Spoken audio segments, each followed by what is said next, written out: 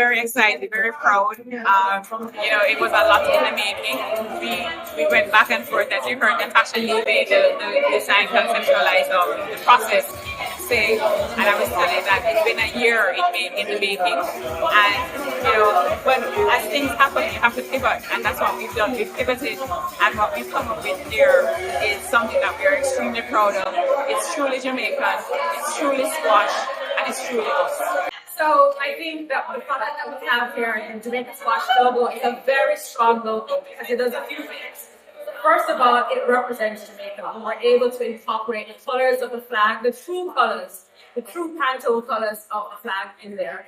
But then we also took it a step further. We're able to incorporate squash elements because the association wants to work on the visibility of the sports. So we have a racket, we have a competition ball represented in the logo. And then we have the hummingbird. The hummingbird is not only a Jamaican icon, but it also represents an element of squash, the speed and the agility. If you've ever seen a hummingbird move, the movements are very similar to squash players on the court. So I think in this logo, we have a logo that does many different things. It helps the association, we brand, and it is a very strong Jamaican logo.